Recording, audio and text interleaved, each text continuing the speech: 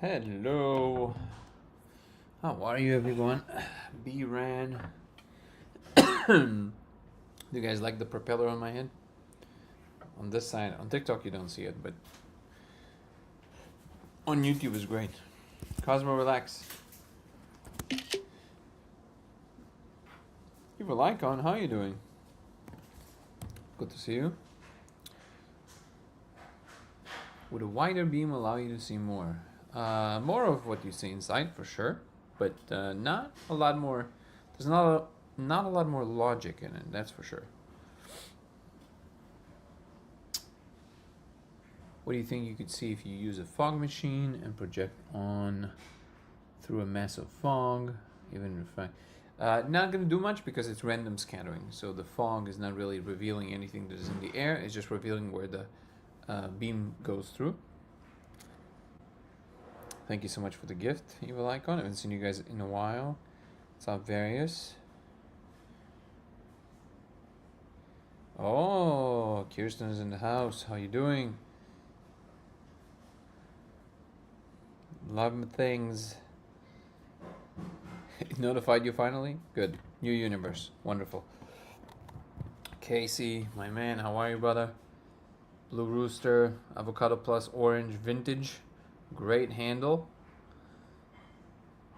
Hello from Victoria. What is BC? I actually don't know. Let me see. Where is BC? Oi. Wait.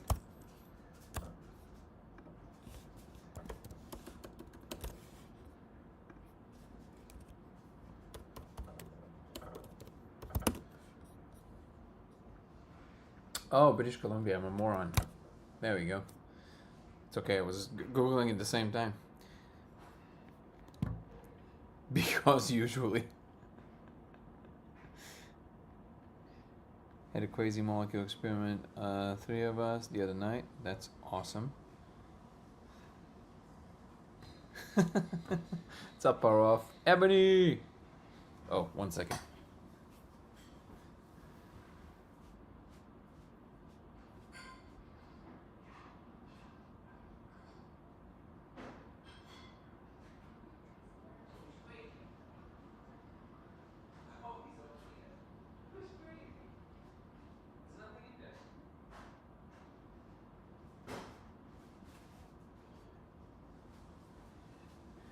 Do you guys like the shirt? This is by Eric Peterson, our good friend Eric Peterson. Look at this, wonderful. Make a few of those. I love it. Oh, look at this thing. He sent me this today, which is insane. I'm blown away by his artistry. Look at this. I don't know if I'll be able to fit the whole thing, but look at this. Move this away. Okay.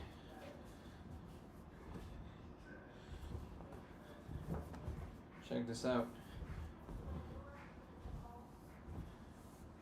And it just goes on and on and on. Unbelievable work. Truly phenomenal. Eric, thank you so much. I'm gonna have to fold it because today my OCD is out of control. Hey, baby. There we go. Alright. Boom.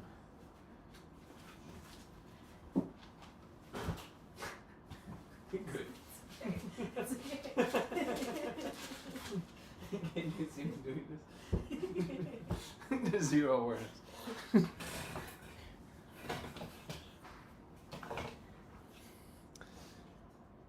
It is, I think, on his website. I think this one usually says Odyssey. Oh my god. I think this one... Okay, hold on. No room to move here. I think this one usually says Odyssey, but we made it with the Discovery. And like he said, the reds need to be a little bit more red, but we're going to have a version like that. We'll see. Maybe we'll do Eric do a few versions of this, or a few items of this. That would be great. Do I have OCD? I do. Why do you ask?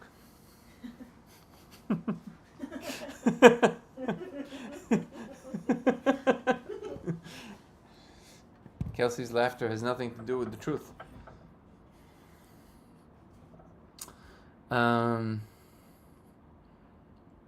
So it is on the website, right, Blue Rooster? Yeah, the blanket is amazing. Yeah, I'm the worst at acronyms. I'm terrible at those. Yeah, Kirsten. I have to say that I was super impressed with the blanket.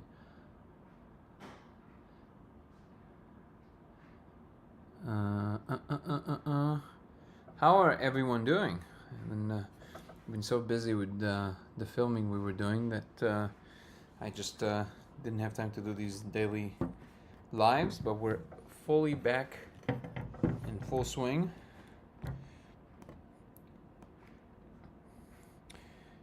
It is me, Messi. How can you have OCD and be Messi at the same time? It doesn't make any sense. Do you think Messi can have OCD? I crack me up. Hold on.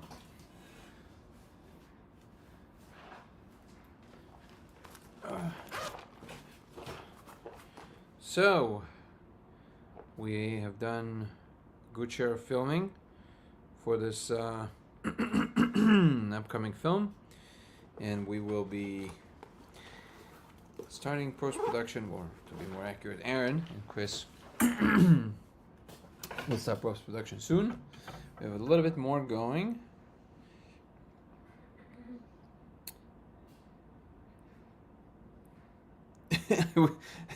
Evil Icon said, I wish I had OCD, LOL, and Nico Mackie said, I have OCD too. No, you don't. That's a very accurate statement. I heard you're working with Brad. He's awesome. We have been working together. Awesome. What's the percent complete of the filming? I don't know. I think about 70%, 80%, something like that. A good chunk. A good chunk. What is Eddie Bravo's take on the code? He said something super interesting. He said that he could see it also when he was closing his eyes. Now, it's hard for me to say if he sees some kind of a artifact when he's closing his eyes, or because his take was that somehow it's projecting, we're seeing what is being projected with our attention as well as together with the light, which actually works really well with my model, the frame that I'm looking at the whole situation through, which is through the holographic principle, in which our consciousness is the reference light. It would make perfect sense. And his idea is that we basically kind of like it's projected outwards, but it looks to be some kind of a, what you would call an objective layer that is projected. Casey, thank you so much for the rose. So that is... What'd you say, baby? His foot is wet. I wonder why. Fog machine would not work to see any content, guys, just because it's random scattering. So you're not going to get any coherent content from the air. You're just going to see what the beam is.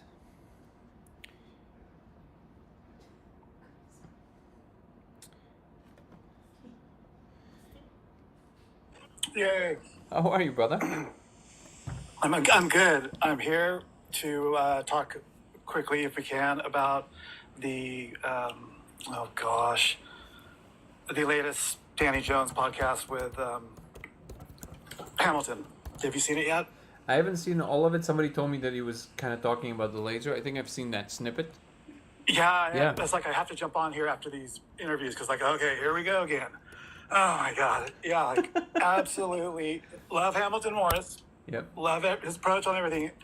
Absolutely has not even attempted it, obviously, and is just I just wish somebody could thank you, Marsha. deliver what the project's all about to them in a proper way, so they can think about it properly. If you know what I'm saying. Yeah. Well, I think it will deliver itself. I do see it in a positive light simply because the level of awareness is growing more and more and more. And like I always say, I'm not trying to convince anyone. We're just making information available. And since both you and I know, and many others here, including Kirsten, know that this is real, It's just a matter of time before we'll figure out how to approach it from a lot of different ways. Aside from the fact that we're focusing on this full-time encoded reality, eventually there will come out, data will come out that will basically be undeniable simply by the sheer fact that it's real. It's there. It's we're not guessing. We're not guessing that maybe it's a real thing. We don't know what it is, but we know it's real information. Or we know we're looking at some kind of a structure that is there, that is, it has its own reality, so to speak. So I'm not really worried. I don't really see anything too negative about people just kind of talking about it and without the experience of it. Thank you, baby. But in the end of the day, there will be, I think, a critical point from which people are going to, they won't be able to ignore it anymore in terms of this kind of like explaining away, because there's going to be enough data. Until that day comes, it's going to keep happening that way. I did have this interesting thought, which is right on the surface. I did a 5-MeO experience. I think I told you this, right? And then I was hit by the fact that is right on the surface that made me laugh. Because it was right after I saw the interview with the latest appearance of Alexander Boehner, which I like a lot. He's a great guy, and I really love his writing as well. And he was talking about, the experiment, and I forget the name of the host, but he was asking him about that. And he said that I shipped him the laser, which I did, but he never tried it. And then he proceeded to talk about the scientific method. And then I was like, wait, but you have the laser. And he said, I didn't try it because who cares? That's what he said. Like, not in terms of like, right. no, not like, he wasn't saying it like in any negative vein. He wasn't like, who cares? Like, it wasn't saying it like that. He just meant like, who cares if it is a simulation? Which I agree with. However, after seeing the code for the first time and after, being now in the position that I'm in, it made it clear to me that the who cares only applies when you think you will never have direct access to any discernible information about. Baby, can you take it from him? Thank you, baby. Any discernible information about it. That's right. And if you do, you're no longer at liberty to say who cares. So it's almost like if you do have the reason that I found the whole theory of simulation theory kind of stale and boring, to be honest, always my whole life since I heard it, because if it is simulated, then you kind of entering a space where all the laws of physics are somehow simulated on some substrate, and you have no way of ever discovering, or so you would think, how and what rules, but like what is the logic that the simulators use to create the simulation. So it becomes arbitrary, and it kind of becomes a moot point, and it doesn't really matter. Until you could see it. But exactly. But if you have direct access of some sort to a potential information that is coming from these deeper layers of what is simulating our environment, you're no longer at liberty to ignore that, just in terms of pure physics, right? Now, it's a separate question of whether you accept that it's possible that that is not a visual hallucination, but in fact some kind of information that is coming from a deeper informational space. That's fine. But that's not the argument that is being made. The argument is being made, well, I have access to it, or at least somebody's telling me that I might. I just simply don't trust their word enough to think that there's any way that this can actually be, something of value. So it's just a matter of, before people kind of look, which really, if you think about it, it's literally the equivalent of refusing to look through the telescope. Like, it's the same thing, right? And the funny thought that I had on 5-MeO was, everybody are talking about me. Very rarely people talk to me, which is because a lot of because you hear a lot of miscommunications happening and a lot of misinformation and misunderstandings that can be cleared very easily just by having a conversation with me. And since I think I've proven myself at this point to be an honest and good faith interlocutor, there's really no reason for anyone to not just engage with me directly. For example, that host, he said, I don't want to say anything. I don't know Danny directly, like I don't know him, I don't want to say anything. And again, super respectful, super nice, but you have a podcast, you can reach out, we can talk. It's that simple. The fact that there's a decision to not do that to any extent, it's interesting to me. But it just made me laugh, because it's like, I'm not running around saying some kind of a wild thing without and refusing to engage with people in an honest way. and yet there is this almost refusal. I'm a little reluctant to use that word, but it does appear a little bit almost like a refusal to talk to me directly, which is so bizarre because considering how you are and who you are. Yeah, because I'm just telling you how it is. It's like, it's kind of funny. But yeah, Hamilton brought up that point. He at one point he goes, telling people look into eat chocolate and look into a glass of water at some code. He's kind of like stickers, and he goes, but then he thinks for a second. He goes, but then again, people when they had the first microscopes and were looking at a drop of water, saying there's things alive in here. Everybody looked at them and said, yeah, get out of town. Yeah. And it is kind of funny to me how people latch on to particular things that are not really the point. Again, I'm honored that he went on my website and and he looked at it. The website is obviously not really on par with what it needs to be and working on it, but it's definitely, it needs some work. The funny thing is that he's just talking about a particular point that I make in the protocol, because I do know from experience that, especially with things like mushrooms, and I'm sure it's the same with anything that works on a serotonin pathways. If you eat dark chocolate, it actually kind of stimulates the network, so it actually helps. So it is there to mitigate and prevent you from needing to do a lot more. You actually can do a lot less and still get a much bigger result if you eat dark chocolate. Now, I actually don't know any, like, I've never, after you said it, I thought of it like, do I know any research on the subject? I don't think so. I don't know if anybody ever researched it, but I've done it so many times that I know it definitely makes a difference. So is it possible that that's also placebo? Who knows? But it's not a strange thing to say, right? It's like, it's a thing that kind of works. It's a nice trick. I will say that it's actually, I lost my train of thought. There was something I wanted to say about that after you said it, but I'll find it. Another thing they brought up that was interesting, that goes across all these things, is the cultural matrix and how that can affect what people are going to see. And when they do see. You did remind me. Okay, so that's great. Thank you so much.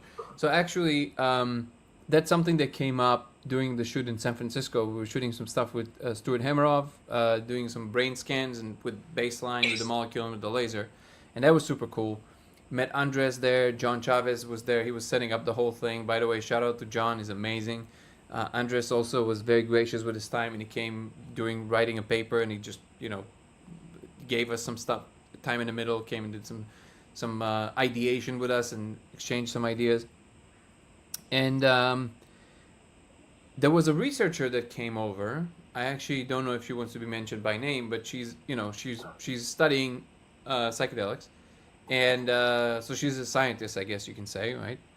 And I didn't know, but she knew nothing about the laser, me, the experiment, but I didn't know that. I thought everybody kind of were prompted by telling them, you're gonna come be looking at the laser, and John never told her. And then, so when she was done with the regular test, I said, okay, would you like to look at the laser? And she said, what's the laser? And I said, well, that's perfect. Okay, so then we put her in front of the thing, researcher, who never heard of this, right? And we have everything on camera. And first of all, she was immediately blown away. She was just like, oh my God, what is that? And then she started listing things as if I gave her a script. Like literally as if I gave her things to say. Like she started saying, what are these hexagons? What is this language? Like she starts every single thing she started saying, and she was just blown away. And then I realized something, because after about 10 minutes of this, I wasn't sure if she was seeing the full language. I wasn't telling her anything. So then at that point, because we needed to move on to the next person, I said, oh, thank you so much for the gift. Thank you, Marcia. I said, okay, so from a scientific perspective, I'm going to prime you now. So I'm going to tell you what I want you to look for, okay?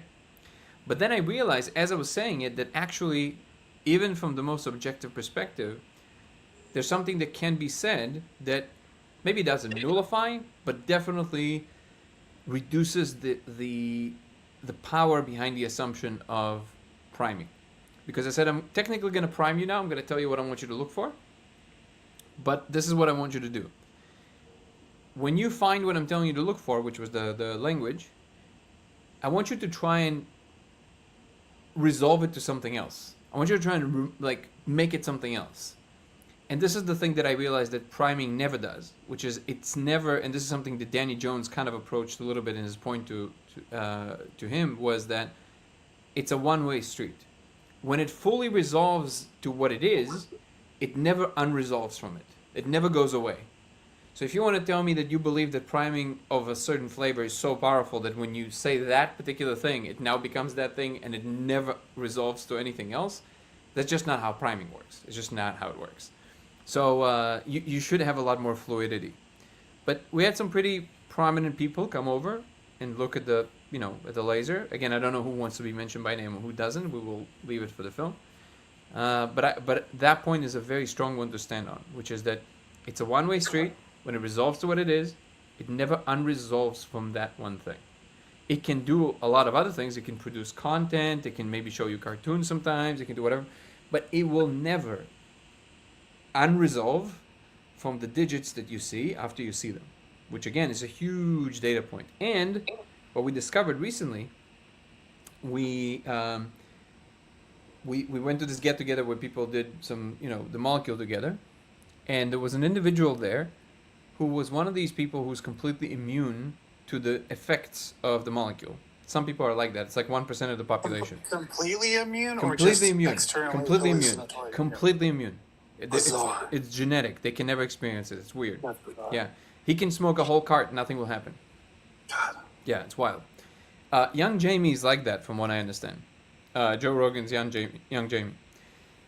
Which would be a good test. So he tried to just kind of partake and did a little bit of the molecule. He said he's also immune to other things like L and other things that he said.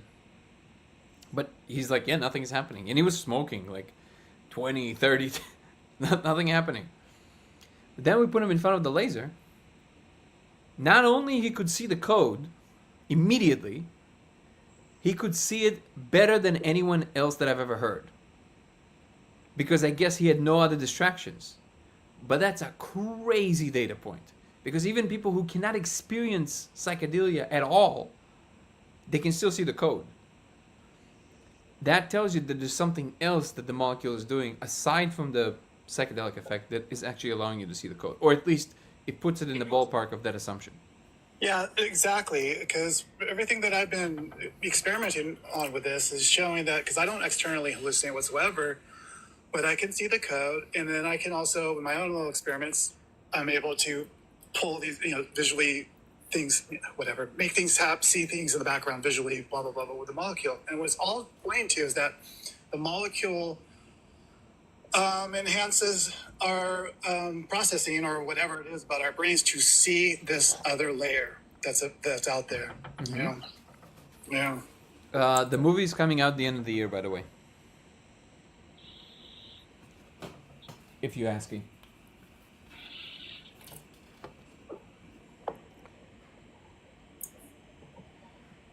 Have you tried to ask AI or Google about it? About what? About what specifically? Yeah, the movie is going to be incredible. I can't wait to see it myself. Aaron is a master of his craft for sure. What's up, Jessica? I haven't seen you in a while. Chris is in the house. Welcome, welcome. How's Lenny doing? It sounds like a conversation in the streets of New York. Hey, how's Lenny doing? He's alright?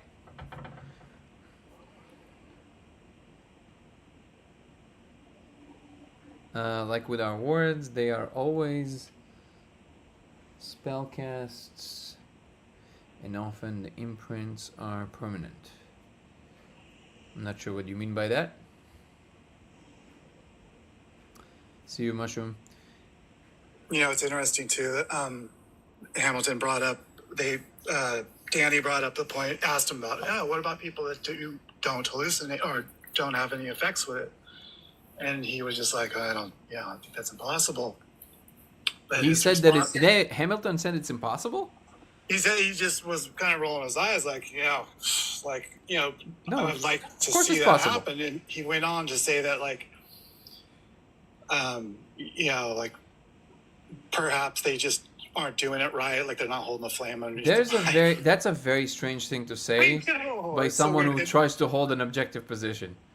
I know. That is and earlier in the conversation, they had a whole thing go on where, for years he was having people show up, like asking these pre-planned questions at these conferences, and he started getting paranoid. They're like, God, are they planted? And no, he was able to prove that there's a couple organizations out there that are purposefully, harassing people about psychedelics and their effect for their own agendas. And so I was like, wow, this just doesn't make sense. Yeah, well, that definitely does make sense. Yeah, I know.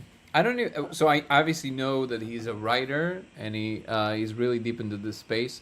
Aside from being super experienced in writing about it, what is the thing that he's known for the most? What is his forte? Exploring new, chemicals for psychedelia. So mapping it, I guess. Yeah, he does. Like, he was part of the team that came up with the synthesizing the 5-MeO. Got it. Yeah, okay. And yeah. Amazing. He's a chemist. Oh, he's a chemist? I didn't know that. Yeah. Yep. Amazing. And also, I guess, Price, I'm not really sure what you mean by asking AI or Google about what specifically. You can't hear audio? Yeah, I don't know. It might be on your end. Yeah, I'm definitely going to watch more of this conversation. I also hit Danny up because I'm in Florida. I have some time. We can meet up. It's like LCD TV will code the light in the light. I guess you can think of it in terms of pixels, sure. You can encode data really in any substrate. As long as you have a binary, you can encode information in anything, including the waves of the ocean. No, reading it is impossible, at least not at the moment. If you guys have any questions that are about the specifics of the code, things like this, you guys should come join our Discord. If you go to YouTube right now, Dango Thoughts, DANGO Thoughts, the third link of my social from the top in my main YouTube page will be our Discord link. Come join our Discord. There's a lot of good folks exchanging information, talking about it, all that good stuff. And in general, come join YouTube because that's the main channel. And if you want to follow from Twitch, it will be Dango. Wait, I already forgot. LaserX83. I completely forgot my. Since I was, shooting the movie, like everything flew out of my head. LaserX83 on Twitch. If you want to join and follow from there, it would be super beneficial and helpful.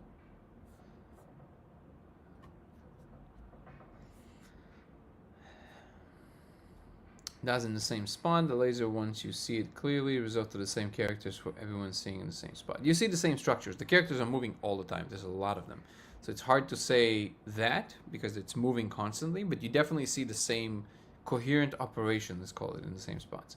Which is, again, because the object is so complex, the only way to truly understand the full gravitas of the whole thing is to see it. And considering the ease with which you can see it, it's really inexcusable to not go see it and talk about it, especially if you're serious about mapping the space. If you're not serious about mapping the space, that's a different story. But if you are, it's inexcusable. At this point, it's inexcusable. Unless you think everybody are idiots, which is a different story. I did a trip that lasted 64 minutes and then another 30 minutes of seeing wheels in the sky. I'd love to have a conversation with you of getting my cell number. I'm confused. You want to have like a one-on-one. Unfortunately, at the moment, that's something that I don't really have a lot of time to do. I do offer an option to talk to me one-on-one. It is a paid option. If it's just general questions, there's definitely no need to do that. You can always come on TikTok, on Danny Goller on TikTok, and we can talk right now for free. So I would recommend you do that. But if you insist, you can go on my website, codeofreality.com, that you see on the screen, and you can schedule an appointment with me. That will be a one-way, one-on-one to chat with me. Another option is to join the membership program. And from the second tier and up, it includes a Zoom call for all members, which usually you have a pretty not that big of a group that's showing up. So we, for all intents and purposes, we are having a pretty private conversation. So that's another option. But again, you have the option to do what Casey's doing right now, which is just to jump on TikTok and we can chat one-on-one. Just let me know that that's you over there.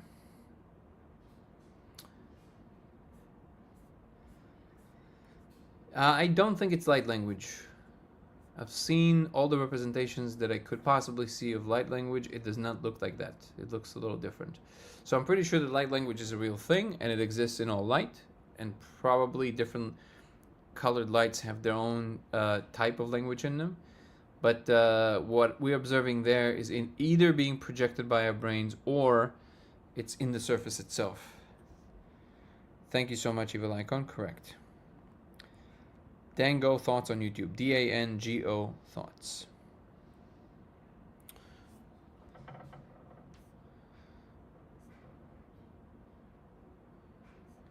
How have you been, Jessica? A pilot study published in the IPI letters on January 7, 2025, titled Detailing a Pilot Study, the Code of Reality Protocol, Phenomenon of Spirit Molecule, Induced States of Consciousness. Yes. It's not really a paper, to be quite honest. It's an outline of the experiment. Let's call a spade a spade. It's not a peer-reviewed paper, not yet. But yes, it is published in the newsletter by IPI. Thank you so much, Guru. I appreciate you.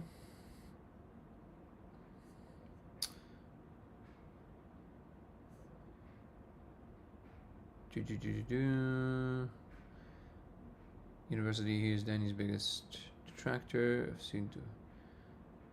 seen so far. Gonna go listen to his talk now. Wait, who is this? Let's see. Zeus. I gotta look it up. Zeus Tipado.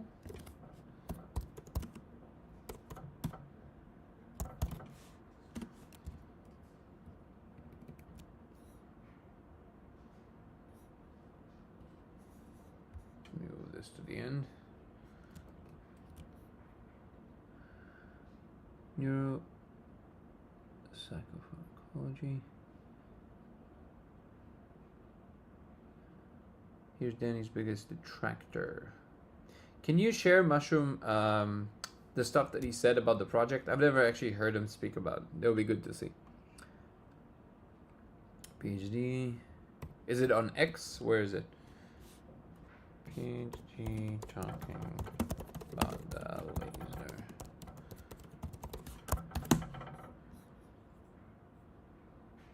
Let's see. Okay, I'll watch it later.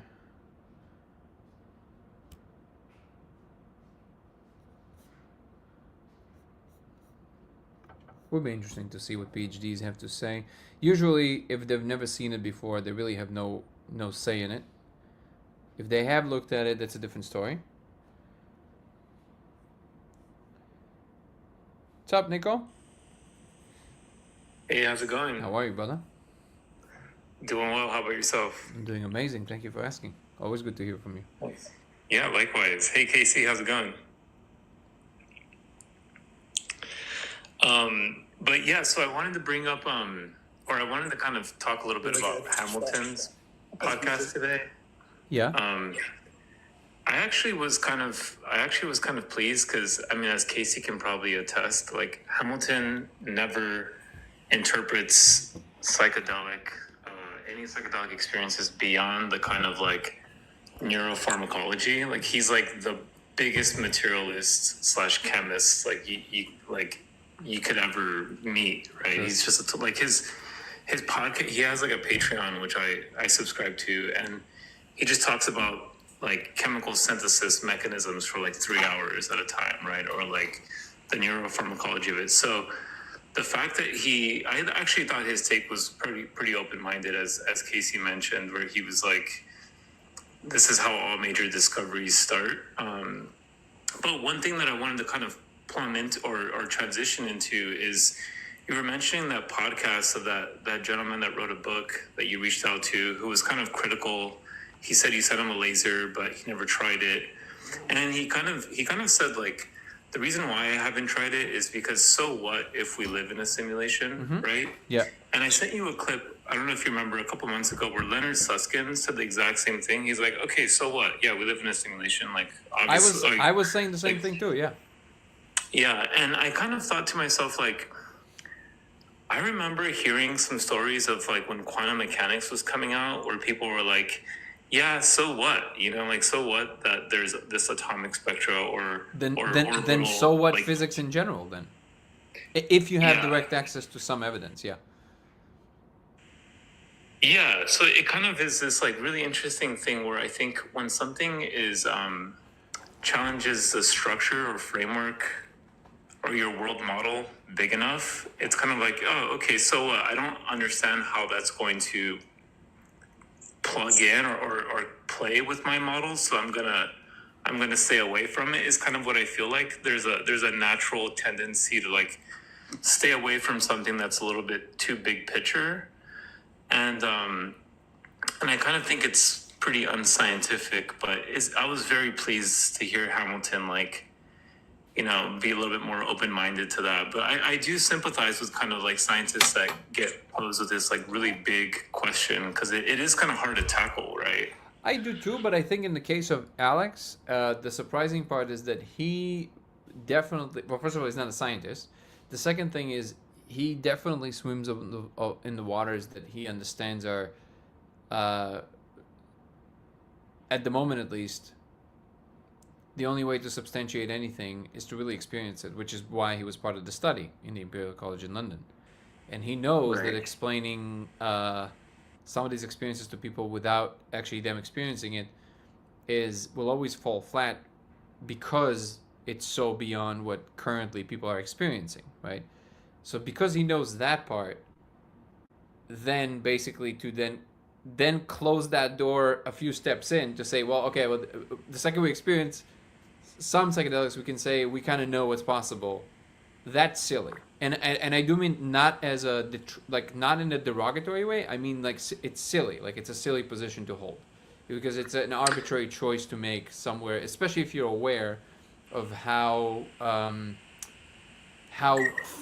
infinite this space is, and it is possible to probably break another portion of the code, so to speak. And I think the awareness of that part is the thing that makes this position strange. That's what I mean. Yeah, and I was actually I had a really negative response to what Justin said, because he also, you know, he was a part of the DMT-X experiment. Justin? Which Sorry, I who's think Justin? What was that? Who's Justin? Oh, sorry, was his name not Justin? No, the guy who Alex, was Alexander Boehner, yeah. Oh, Alexander. Okay, Yeah. so Alexander, the reason why I had a negative response to Alexander more than anyone was because he was a part of the DMT-X experiment, which the thesis of that experiment is there is something real, or there's something big about this space, and we need to create this bridge to it, right? And I feel like a lot. I've heard a lot of his different podcasts, and he kind of like does a lot of like Terence McKenna like musings, right? Like philosophy the philosophy of mind of psychedelia. Yeah. And what rubbed me the wrong way was that it's like, okay, when we can measure something tangible, or when you apply the scientific method to an experiment in this space, all of a sudden he kind of has something negative where he said he feels like you are imposing your personal truth on of the simulation onto that project, right? Or that interpretation. That's right? an assumption. And That's an assumption he makes prematurely, yes. yeah, and so I kind of was. That's why I feel like I didn't like what he had said on that podcast specifically, but especially because he was a part of the DMT-X experiment, which I assume those people were a little bit more like open-minded. But anyways, no, I think it's exactly why. So I really like Alex. I really do. He's very, very smart and wise for his years as well. I really like the way he thinks. And I actually think that there's something about that particular culture. I'm not sure exactly what it is, and because I can't put my finger on it, but you know how you can kind of feel a vibe of it, like there's like an energy to it. It's a little clicky, Like it has a little bit of the kind of like the high school drama kind of vibe, and I've noticed that a lot in that project, the DMTX project. Now I don't know why that is. I have no idea. I don't know the people personally. I spoke to a few of them a few times, but if I have to put my finger on it, that's the culture. There's something about that. It's a little snobbish. It's a little bit. There is some condescending element there, and to some degree, it's even understandable because most of them are scientists. I'm not. They consider themselves world experts. They don't consider me to be one. It would stand to reason from their perspectives that it's more likely that I'm confused or trying to get attention than something as simple as a laser can actually provide some kind of a real tangible thing versus the breadth of what the molecule can provide in general. It seemed like I can totally understand how honing in on a particular element like a laser seems to be limiting what we can actually explore as a whole, if you believe that the person involved in spearing the way in that way is not holding the most amount of scrutiny towards what they would consider the scientific method. I would flip it on its head and I would say, actually, if you do want to investigate it in the most scientific way that you can, you do want to hone in on at least one thing that you can say decisively and then proceed from there, which is exactly what the laser is doing.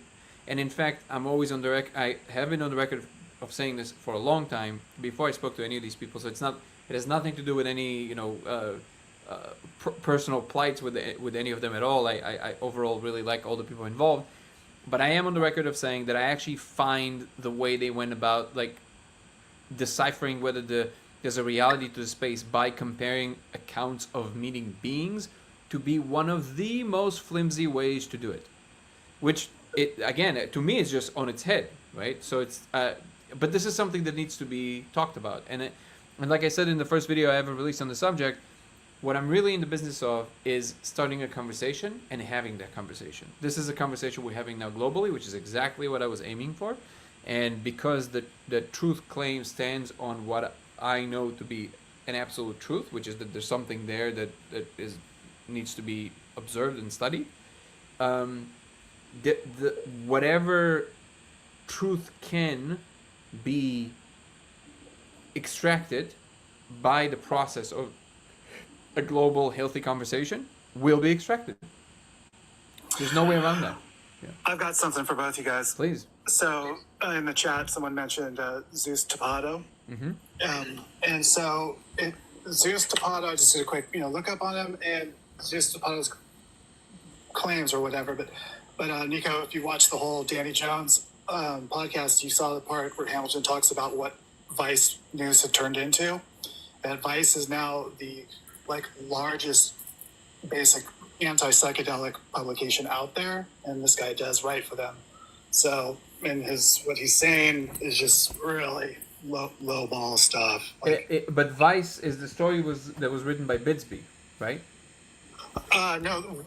Hamilton talks about how the entire Vice organization is now the biggest, anti-psychedelic. Yeah, they go by fad. So this is something I've noticed in general, and I think it bleeds into even deeper subjects of political movements.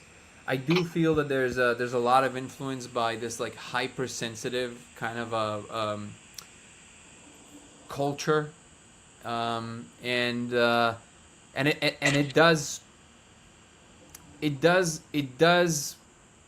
it definitely has a good portion of its Venn diagram with the woke culture.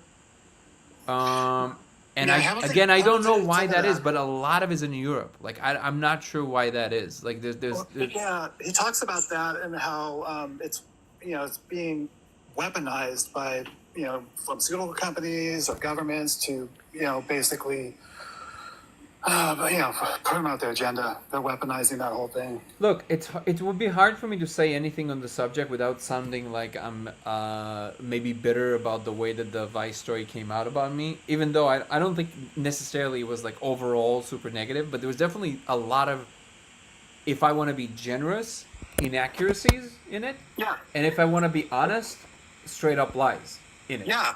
And Exactly. which I straightened out the moment before the story was published. Look, like 5 minutes before the story was published, the writer Bidsby he reached out and he asked me these questions specifically about some of the stuff that he wrote about Daniel and the retreat.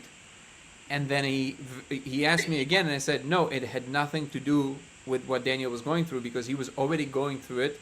I have texts. I was like, no, he was already going through this. Like this is already something that was happening to him for 2 months prior, before he met me physically, before he saw the laser, before he did anything. He's going through his own process, and he said okay, and then he printed what you saw, which is like, you know, kind of like a little bit, because they need a little bit of a drama in the story, but you don't need drama where it's not there, right? So he made all these connections, and then he spun it in a way that clearly kind of indicates that I think too much of myself, and it's like, it was like, and I immediately reached out to him and I said, yo, like, that's, first of all, that's just not what happened, and that's just simply a lie. And he got really upset. He was like, well, take it back. I was like, no, that's a lie, bro. Like, I told you it's not true, and then you print it as if it is true, so I'm not taking anything back. You lied, okay? So then it's very simple. So then there was like this, like a little bit of a gaslighting situation. I was like, wrong guy, bro. Not gonna fall for this bullshit. So then I asked Daniel. I was like, yo, did you tell him that like you went through this like crazy thing because of, you know, what we did in the retreat? He's like, no. I was like, I don't know why. So then he reached out to him. He got upset with him. Then he's like changed something, and then he, you know, texted me back. It's like, oh, you know, like as if he's doing me a favor. He's like, is this better? I'm like, I looked at it. I was like, no, it's not better. Like, you still keep the. I'm like, it's okay, because for me, I always give people one chance, right? I'm coming at it from the most honest perspective I can bring to the table. And if I'm seeing that I'm doing something in real time that is being reflected back to me, that it feels not an authentic interaction, I would immediately reflect on that and realize, okay, either I'm going to explain myself, or I'm going to say, yo, this is you know, I didn't realize that that's how it comes across. How can we find a middle ground? Which is not at all what was, you know, what was being expressed there. But that gave me a really good lesson about what. And, you know, we hear these things, right? A lot of people kind of complain about how the written media, like, really does this on a regular basis. And I've just encountered it firsthand. I've seen it firsthand now. I know it. And since that day, I've actually developed a rule, which now stands, by the way. So if anybody ever wants to write a story about this again in writing, the only way I will accept that proposition, and I don't care how big the publication is, makes no difference to me whatsoever. The only reason I would be willing to do that is either A, there's a written piece before the piece of the writer's point of view, and they have to show that they have an awareness of their own biases and where they're coming from to write this piece. And if they don't do that, there is no way that I'm allowing anybody to write a written piece about me without me talking to them first. Yeah. Hamilton pointed out that there's a lot of lobbying right now from like Christian groups and felt etc. Sorry, I'm cutting you for a second, Nico, but that's the one thing. And please continue. But I just wanted to say to what you're saying right now, it definitely. So what I wanted to say with all this is that it might sound like there's a bitterness in me, like by saying this, but I actually mean it objectively. It felt a little bit like somebody was pulling the strings. It felt a little bit like somebody was forcing a case there versus like being like an honest piece. Sorry, continue, Nico. Yeah. No, absolutely. There's a lot of lobbying right now by Christian groups and other anti-psychedelic groups, and in fact, they actually are so effective. They prevented the MDMA from getting its psychedelic therapeutic use exemption from the FDA. There's all this drama behind that whole thing, but one thing I wanted to mention actually is there's someone in the comments. His name is Macaroni. He you know, a couple lives ago he did mention a lot of like really interesting chemistry, but he did mention that his research group has been experimenting with a laser for 8 years, I think he said. Mm-hmm. And I tried messaging him about it, but I don't think he saw it. Okay. But anyways. No. Let's reach out to him. Yeah. But one thing I wanted to mention to you, one thing that Hamilton actually said in a podcast recently was mentioning you were talking about this clickiness in like the London group being clicky or like the psychedelic scientists being clicky. Hamilton actually said something which he said that if Terence McKenna were alive today, he doesn't think he would be very liked by the Oh, not at all. And you can feel it. I was on some panels and in some conversations that I saw this kind of like anti-Terence, not anti-Terence, but like talking a little bit of shit about Terence and like, oh, look at this with his time wave zero and all that stuff. And it's like, oh, like mentioning Terence as if to say, using Terence as a placeholder for kind of lost a little bit too much in his own ideas. And I was like, dude, what? Like, this is like, you owe this man everything that this industry is right now. Like, literally, like the greatest mind that has ever lived in that space, right? And that kind of like lack of respect, I was like, who doesn't have wacky ideas? The fact that nobody can ever articulate it that way. No, it absolutely would not be like that much. And Rick Strassman said this, right? He's like, oh, these DMT tends to have like a messianic nature to it, right? But one thing that Hamilton actually backed up Terence McKenna in saying that everyone interpreted him too literally when he was actually being a poet, right? He was actually just spewing poetry, and it resonated with everyone that had these experiences. And I totally can see this kind of divide in like this scientific snobbery. And because we're in this like third wave of it, they have the floor, they have like the spotlights. And I feel like there's this, I don't like it. And Hamilton is actually a good actor. He's a guy that's like in the middle who can kind of appreciate both sides, but yeah. Yeah, no, absolutely. I actually don't know if I agree with that. I think that... So I'm going to say something that's going to sound like I'm trying to sound radical, but I'm not. I'm just saying exactly what I think. Go for it. I think Terence was more of a scientist than all the people who are criticizing him today. I agree. Because a real scientist allows himself to play in very big uncharted territories in a way that is serious. And if there's anything that Terence inspired me to do more than anything else, aside from always aspiring to use the English language better than I possibly can in any given moment, it's exactly the courage to think seriously about these topics that a lot of society determined is marginal. That's exactly the thing that he inspired me to do. Is not he spoke like a poetry book. That's because he was probably the best speaker of all time. I would say that. Like, if Shakespeare is the best writer of all time, Terence McKenna was the best speaker of all time. I'm having a hard time imagining who was a better speaker.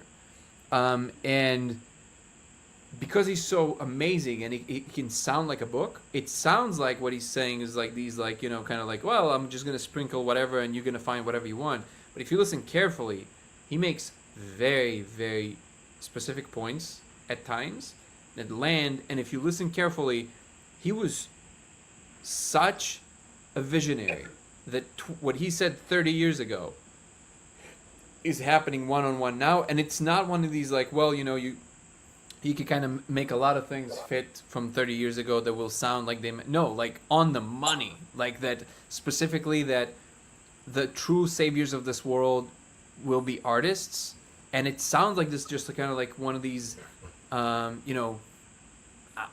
there poetic statements. But if you think about what he was saying, he said that the technology that is now becoming available will allow the creative mind to evolve to such capacity that it would submerge the old world and will allow for a new beauty to arise. And if you think about what that means, it's not even cryptic. It's exactly what's happening. So the fate of the world rests on our ability to be creative, because the tools are allowing everybody to do so. And if that's... I think that anybody who does not understand the depth of this statement and how specific it is and how scientific it is, did not understand Terence at all. I would say that much. I will share a bit with you that one of my favorite bits of him. It's like 4 minutes long, one of these clips that somebody clipped, and they purposefully did it for the visuals were all from Midjourney, and then listen to what he's saying, and the fact that Midjourney is a thing and things like Midjourney is a thing now. It's just Nice. it's mind blowing. It is. I think there's something to be said about people that have been so deep into this space that they come out different, you know? I think that what Terence allowed himself to do is to explore these spaces seriously, deeper than anyone else, and he was so well read. I think in Dennis's book he said that his library included about 10,000 books or something like that, and he read all of them, and he said Dennis said I believe them, because he basically like constantly read them and reread them. And think about this, like in your lifetime reading 10,000 volumes of something, like of books, like that's just like how many days do you need, you know what I mean, to consume all of that. Like there's no it's not a surprise that he would. And this is why I really want to do something, and hopefully the film, not the Discovery, but the film about Terence will do that. But if not, then I definitely want to help move the dial and like making sure that Terence is a lot more known to future generations, because I think he needs to go in history as a much greater playing character than currently he is. Like the amount of people that are aware of Terence is minuscule if you're looking at the world, and that I think that's a disservice to humanity. Yeah. Totally agree. How about you can making DM yourself? My son is going to do laser experiment. Oh, hold on. We have somebody's coming up. What's up, Miss Butterfly? We'll let Miss Butterfly come up. How are you?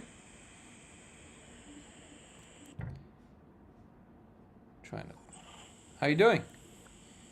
Hi, hon. How are you? I'm 51. I found you recently. Thank you.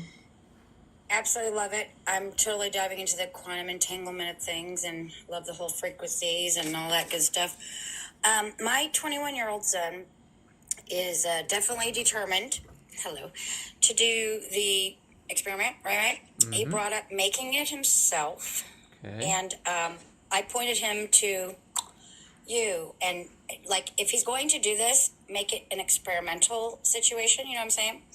How bad can he fuck up making it himself? Making it, he can't because it's not, there's not a lot of adjacent things that can go wrong with it. Nothing will basically happen. So first of all, hi. It would just, usually the result if you fail is that nothing happens. But the truth is that I'm actually not the best person to ask in terms of making it. I'm not an expert. Okay. There's a really good channel, I'll put it up right now on YouTube. I know we have to talk in code and all that, but... No, there's a channel on YouTube. You can just go there right now, and there's, like, incredible instructions there. It's called... You tell me if you find it in real time. No, it's gonna... Because he made some, and it was, like, too weak or something, I guess.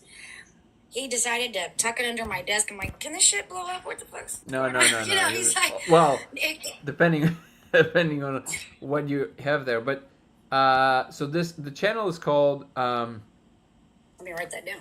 Yeah. Thank you. Yeah. So if you just do, in YouTube, if you just type in I make and then the 3 letters of the molecule, all one word. All one word, so like don't make, no spaces. I make and then the name of the molecule. A channel should come up that has like the MTV logo with D in the beginning of it. That's the channel. And he does great breakdowns of like how to make everything. It's right there on YouTube. That's the best way to do it. And he can just see if what he did kind of follows that. Okay. And then the rest of it, the protocol and all that stuff, that's on our, in terms of like how to do the experiment. All of it is on our website, codeofreality.com. They allow that on there, huh? It's educational, yeah. Codeofreality.com is the website we have you have the protocol there of how to do the experiment. Say that one again, .com what? Codeofreality.com. Codeofreality, one word, .com. That's the website. Yeah, if you go to YouTube right now to Dango Thoughts, which is my YouTube channel, in the chat, well, on the screen, you'll see the website. And I'll put because I just can't, it's hard to copy paste here, but I can do it on YouTube. I did not go down the tunnel enough to get you on the YouTube. It's Dango Thoughts. Yeah, that's the main channel. So anything, if you want to know the most about what I'm doing, YouTube would be the main address. I just He put might the. be watching right now. He's on a bus back here from Illinois, and I sent him. I said he's on live right now. So, Cool. in other words, it's not like it's either just going to be weak or it's going to work. Or not gonna work, yeah. Or not gonna work. But it's not not. like handling certain plants in Mexico the wrong way, right? I don't know what he used to extract it. I mean, there's always, you gotta follow the whatever you gotta whatever the only thing you can actually extract it from reliably. Well, not the only thing. There's a few things, but Okay. yeah. But if you're using that, then the only other possibility is that it's simply not gonna work. But you can't use anything, right? I mean, the extractor is not there anymore by the end of it, right? What do you? Oh, you mean whatever you use to extract it? Yeah. Shouldn't be. Again, if you follow the protocol to the T. Again, I'm not an expert. I just remember that you want to dry it completely at the end, I think. But again, there's much bigger experts than myself on that regard. That's one of them is Well, what I he's gave a you. good researcher. Okay. Yeah. But that's the best channel I've ever found. That actually does superb job. And also, the guy who runs it is also does these amazing designs. He make these. He lives this thing. You know what I mean? So he's great to check out, and he has the best instructions without a doubt.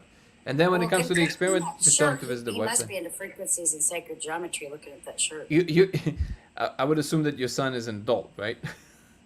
He's 21. Okay. That's cool. Yeah. Like, he's doing this no matter what. So I said, listen, sir. I was like, let me tell you about this dude and his 600 and something nanometer fucking laser beam thing and all this shit, you know what I mean? Is there anything that... Basically, if he finds your main channel, you'll have specific instructions. Oh yeah. On the website, you have all the experimental- instructions, and if he comes to one of the daily lives and he has a specific question, unless it's too problematic for the channel.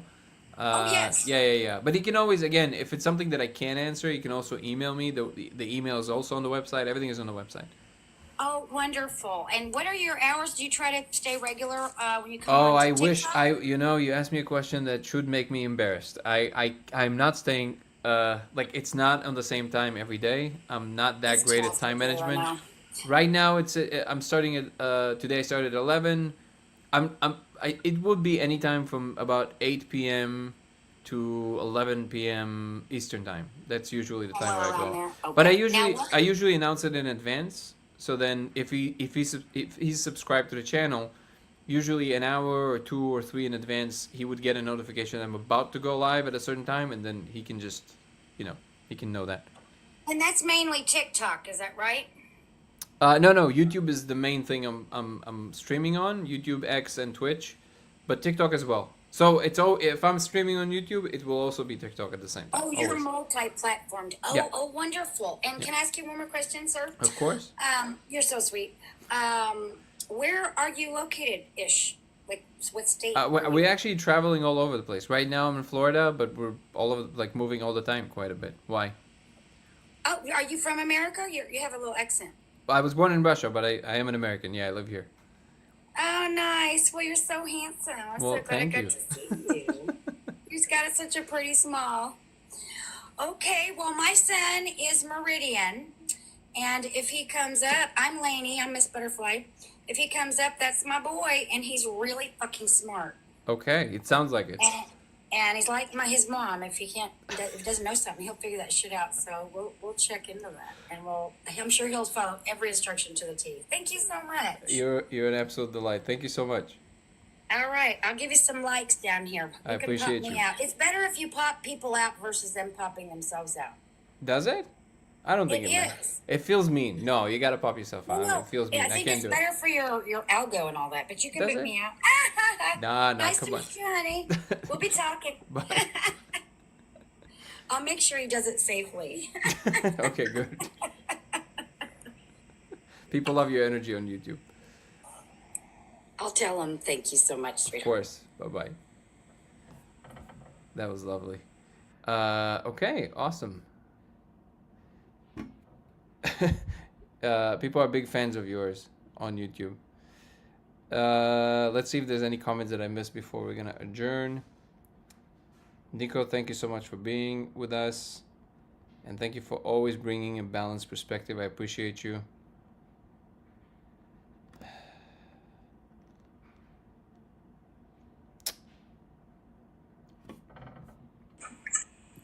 Long live Terence.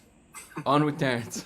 Long live Terence. I man. mean, yeah, I mean, it's kind of crazy to me. It's so easy to, um, yeah. Anyway, when somebody did great things in life, I find it such a bore when people think they have a hot take by saying something negative about them or something, you Right? know. Yeah, but whenever people like whenever somebody was great in history and somebody says, "Yeah, but," it's the most boring thing I've ever heard in my life. They think they're being edgy. I find it to be the most boring thing in the world. Because of course you Totally can say agree. whatever you want, especially about somebody who doesn't exist anymore. You know what I mean? It's so inauthentic. It's You know? just so boring. Like, form an opinion about something that is at least relies on some, you know, deeper analyses of the ideas. But usually when people, especially with Terence, because I'm so well versed in everything he had to say, for the most part, when I'm hearing people talking about Terence, they just literally heard a talk or two by Terence or know of Terence as a meme. They just kind of know of, like, that's it. Like, they don't really understand his deeper work and all that stuff. But what are you gonna do, right? We're gonna do everything we can to make sure that is remembered a lot better. Thank you so much, Miss Butterfly. New Nikola Tesla. I don't know if I deserve that. Very convenient for simulation. What? Oh, there's another text. I tend to view Deems as the hyperbolic fractal representation of us projected in a divine way. I'm not gonna disagree with that. It sounds a pretty beautiful and poetic way of saying it. Please tell me you haven't done any studies with Imperial College of London. They know of my work. No, I've never been involved with them directly. No. Drone by Terence. Oh yeah. Yeah.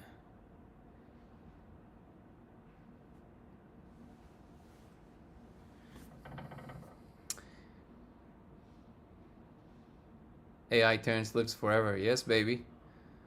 AI Terence does live forever.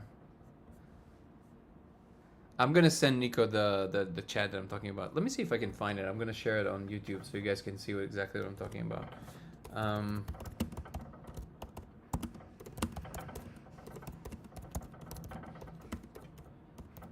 I know that if I'm gonna play it on the channel, unfortunately, it's just gonna,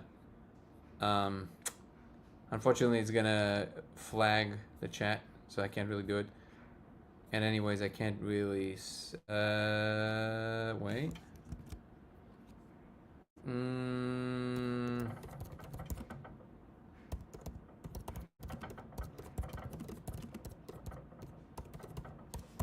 Let's see how my Googling powers are.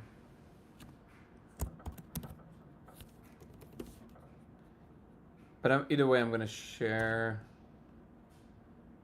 Come on, man. I know I can find it. Come on. Wait.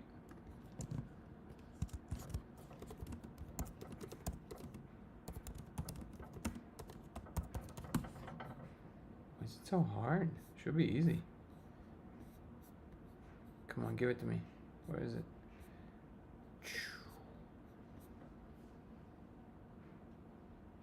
Yeah, I think if I'm gonna sign out, it's definitely gonna. Oh man, that sucks. I really want to share it on the chat, but I guess I'll do it tomorrow. I'll find it tonight and I'll do it tomorrow. Okay, let's see. Materialists love to bash Terence because of the time wave thing. Bashing makes them feel comfortable for whatever reason. I agree, but what's weird is that a lot of people in his own camp, or people you would expect to be in his own camp, are bashing him at this point, which is just, I don't know, so boring. Okay, so first of all, Scott wants to come on. I actually have to jump off in a moment, but I'll let you come on for a few minutes, brother. Especially because the end of it says Danny Go, which is, you know, a dear name to me. How you doing, Scott? I'm all right, man. How are you doing? I'm doing great. Yeah, just I was just saying I could do this tomorrow as well, brother. I wanted to talk to you when I started my podcast. I was like, oh, I want to try to get good enough where I could talk to this guy. So this never occurred to me, man. There you go. Perfect. We're here. I did a. Can you see me, or how do I do that? You have to turn on your camera if you want me to see it. Just downloaded this, so let me try, buddy. Sorry. I have a lot to talk to you about, so we could definitely do this another time. But if I could get this camera to show, is Yeah. it bottom right? We bottom can start the left? conversation now and continue. And Oh, brother, yeah. I'm Follow- in. follow all I day. just want to show you a picture if I can see the. I Where's think the camera button on the phone on TikTok? anybody, Casey, how do we do it? I never had to do it in the live. I downloaded it for you. I think it's in the deeper settings. I could never figure it out on the fly because it was like too fast. But yeah. All right. Oh, I have maybe a if you picture do, you know of, what? Do you have a button that says more or something like that? On the bottom right? Yeah, look at there's a arrow. I mean, theoretically, you should just be able to tap on your little Oh, picture. it's Miss Butterfly saying click on your own box. Oh, I think I'd see it. Yeah, that's exactly right. Tap on your profile picture. You'll connect audio only. It won't let me do it. It doesn't matter. We can do it the next time. Sure. No, I was just going to show you how serious I am. But there's a picture of Anubis behind me. Actually, it's on my podcast. I did one, and I'm talking about you, bud. The only reason I did the podcast is because I watched you on Danny Jones just like 2 or 3 weeks ago, and it just blew my mind. So, in short, I did DMT with a good friend of mine that did it in a way that he had an inhibitor that I smoked it with, and so I was able to be under, like crazy under, for like 64 minutes, and then I did another 30 minutes where I was literally looking at a wheel in the sky. Like, I mean, I friggin' look, so. Oh yeah, you're the guy from YouTube. You were saying this on YouTube. I saw. Yeah. Yeah, exactly. But yeah, sorry, and I just now saw the request. So. Perfect. But I did this. I had my mother-in-law paint a picture, and I have a Terence McKenna quote on top of it that I just threw up there. So I'm. What's the I'm quote? tracking I want to with know you. the quote. Even if you can show me the picture tomorrow, but what's the quote? Oh yeah, I definitely will. It's the quote is I'm having to read it, so I wish I knew it. It's the cost of sanity in this society is a. Oh shoot, my light. Hold on. Here we go. No, Scott disappeared. Could you hear me? Yeah, I can hear you. Oh, sorry, brother. Did you hear my? Okay. No, Anyway, you it's disappeared. talking Go about ahead. Alienation. So I had that on there. What What- I want to talk to Wait. you about is Say when say I the was quote. doing We didn't this- hear the quote. You disappeared. Oh, Say the. I said it. I thought you heard it. I'm No, sorry. it disappeared. You disappeared quote from. We couldn't is- hear you. My bad, brother. It said, gosh, let me turn the light on. All right, here we go. So it's hand painted, and I'll show it tomorrow. But it says the cost of sanity in this society is a certain level of alienation. Yes, that is a beautiful quote. And That's the one that I picked.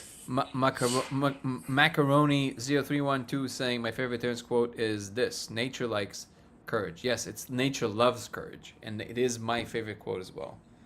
Another one is if it's real, it can take the pressure. There's a lot of amazing Terence McKenna quotes. Seriously, Continue, yeah. brother.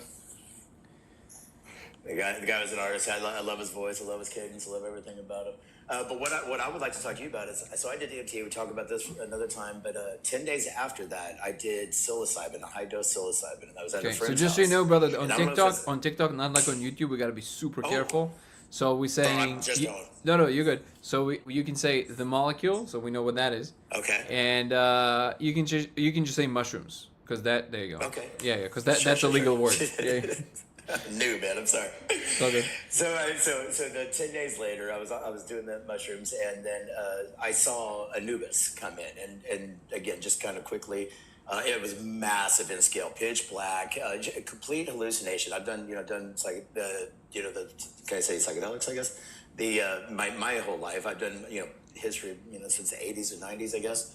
But this image I saw was massive in scale. She was about her. I'd say that her butt was touching the moon, and her nose and arm was touching the atmosphere. Now, here's what I'm talking about. All that being said, it taught me about Egypt, and it taught me about some stuff that I was not aware of. That brought me down a rabbit hole that I've been studying for about 6 years now.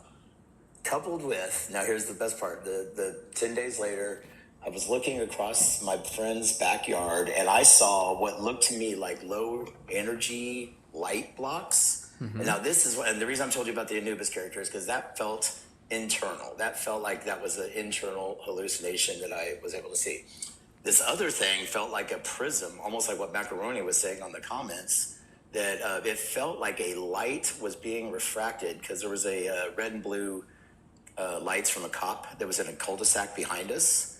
We're in a nice neighborhood, but that for whatever reason, there was cops in this cul-de-sac behind us and no sounds. But the lights were refracting off of it in such a way that has mesmerized my mind for 6 years. I have been digging. So your passion, I want to believe you, man. This code, I want to believe you. I don't want anyone to believe me. I appreciate you, but I don't want anyone to believe me. I want everybody to verify for themselves. I want to believe you. So Yeah. if I don't believe you, I won't believe you. I'll tell you, honestly. You'll find me. I don't want belief to be involved. Bro, I don't. I'm 52.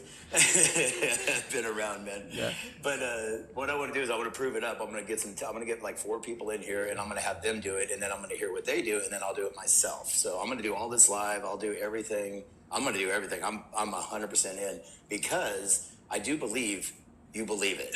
So whatever that tells me is what I'm going to put that action in there. But what I saw these blocks. Yeah, the way that you're explaining what you're seeing, it resonates with what I'm talking about. My theory about the way light, it's almost like a tesseract block. Have you seen that with the mirror and the lights and the way that they show like an infinity? TESSERACT. Okay. That's about what it looks like. And so here's the reason. I'm not trying to peddle anything. I'm not trying to sell anything. I'm not religious. I'm not doing anything. I think that it could be a medium that is showing a way for us to experience space-time together. There's a lot to talk about, but yeah, I think it's exactly right. Yeah. Okay, so I don't know. I don't have any other thing. It's just something that was so random, so concrete that I felt was in the world. And then when you said this code, you're the only guy that's ever said anything remotely close to what I have been trying to profess for 6 years of what I saw. So if I see what you're seeing, then yeah, I'll be as passionate. That would be great to get input. And by the way, you should definitely, I'm sure Ebony already told you this like 3 or 4 times on YouTube, but you should definitely join our Discord. We have a great group of people that are constantly sharing ideas. I'm popping in there in and out. So we definitely have a lot of stuff that people kind of share in terms of also the experiences and compare notes and all that good stuff. So if you have a good, frame through which we can kind of look at it, it'll be very helpful. I would highly recommend you join Discord. I have Discord. What do I look for? Go to YouTube right now. Ebony just dropped the link again. Okay. Yeah. And if you don't see what she dropped, the third link on my main YouTube page, the third link from the top of the socials, that's the Discord channel. You just click on it. That's it. Which podcast? I'm sorry, you talking to me? No, somebody's saying something about. Okay, I'm gonna let you go, brother. I appreciate the time, man. Oh no, you're good. I thought you went to click on the link. You disappeared, so I was like, I'm just chasing YouTube, man. I'm just trying not to take your time. You're good, brother. You're good. And also, yeah, we were just shooting for 3 weeks, so I was kind of MIA a little bit, but now I'm back and I'm gonna be coming every single day, so we're good. I appreciate you sharing, bro, and I really enjoy your energy. So please come by any evening and we can chat. There's no problem. Sounds good, man. I definitely take you up on that. I'm excited about this whole thing. Awesome. It's exciting to be even a tangential part of it. I don't think it's a tangential part. I really think if you ever, I don't know if you watched my first video about this, like from 2.5 years ago, 3 years ago. Go back. If you haven't, I highly recommend you watch it because it really sets up the stage for my whole attitude towards it. Obviously, my ideation around it and the way I'm communicating evolved. But if you just look through like those first 28 minutes, the thumbnail of it on my YouTube channel is basically like just a guy with VR glasses. You can't miss it. It's like it says. I did watch it. That explains exactly. I did. There you go. So you remember that in it, and I mean that. I think that this is a thing that we're all going to do together. Like literally, this is all of humanity coming together to solve a puzzle. And that to me is amazing and exciting. I couldn't agree more. I'm not as articulate and I couldn't profess it as well as you or Terence McKenna, right? Those types of orators. I don't have that gift, but I have the passion. I do believe, when I believe in something, I can sell it because I'm the only one that can talk myself into believing something. So it's real hard. So once I prove it to myself, then I can go toe to toe with anybody. Let's go. Yeah, I'm diving into this one headlong, man. I'm excited. Amazing, me too. Well, thank you so much for coming, brother. I appreciate your energy. Back at you. Everybody follow, what is it, Scott? Well, I didn't do TikTok. I just did that to talk to you. That's amazing. Well, I'm honored. Thank you. No, brother, thank you. Yeah. Thank you so much. YouTube though, follow me on YouTube. I'll stay on. What's here your Discord. YouTube thing? Scott Van Show. It's just my Scott name. Van Scott Show. Van Show. Scott Van Show. I got 105. I actually did a short on you. I said, or on Danny, the other guy, Danny Jones. I said, this guy's got 1 million. I got 105. Almost there, man. You're almost there. Oh, I'll get there, man. It's all right. It's all right. Is it Scott Van Pelt? Go ahead. Scott Van Pelt? No. Oh, no. Scott Van, COTTVAN show. Okay, well, it's not. Hold on. Let me see, because you're a new channel, maybe. Hold on. Yeah, maybe. Hold on. Yeah, I remember how it was like in the beginning. I think I did the same profile picture, so you can pick it up. No. Hold on. I do want to find it. I'll put it in the comments. Yeah, put it in the comments on YouTube if you don't mind. Oh, Yeah, on YouTube. Every time I go to that, I can't talk to you, so. It's okay. I mean, I'm waiting. That's why I was just waiting for you to come back, basically. Let's see. And actually, the best way, I mean, put it on YouTube regardless. But if you can also drop it in on our Discord channel. There you go. Oh, there you go. Scott Van Show. Why is it not coming up though? Weird. I tried to search for it. Weird. Well, if you can put it also on Discord. Yeah, I'll join the Discord later. I think I see it. I think I see it. Dial back into it. Vance or Van? VAN. VAN. So it's not that. So please put it in. And I tried to just do it again what you said on YouTube, and it's not allowing me. So please go to Discord, put the link there, and people will definitely follow you. Especially if you have fun stuff to say. Appreciate that. Thank you, brother. Thank you. Thanks for the education as well. I'll take notes. I always like exchanging notes. Thank you, brother. What to say, when to say. And everybody also follow Casey, our good Casey, beloved Casey, CAW_AHA, CAW_AHA on TikTok. If you want to follow me across the channels, it would be Danny Goller on TikTok and on Instagram. It would be Goller Danny, just swap them on X. It would be LaserX83 on Twitch, LaserX83. Highly would appreciate it if people follow from Twitch because it helps us. And of course, YouTube, Dango Thoughts, DANGO Thoughts. You can also join the membership program that includes Zoom calls with me, weekly lives, aside from the daily lives that include much deeper dives into subjects in which we kind of break everything down. It's for members only. Private stuff of my life that will live nowhere else. I love this penguin. But on YouTube members and early access to all my content. I am also now getting... now that we're kind of done with a lot of the filming, I will be focusing a lot more on, again, creating official content for the channel aside from the lives. So a lot more of that is coming up, higher end content. I'm very excited to share some of these things. So thank you so much for everybody who makes this community. Thank you so much for our incredible moderators, to Ebony, to Chris, Jessica, other people that are helping out. Carter, of course. Carter is my partner in Code of Reality. Shout out to Zoltan Bathory, who's on our board of directors and a dear friend. And who else am I forgetting to mention? Of course, all the beautiful people like Terry, Mike Brighton. Who else is here from the regulars?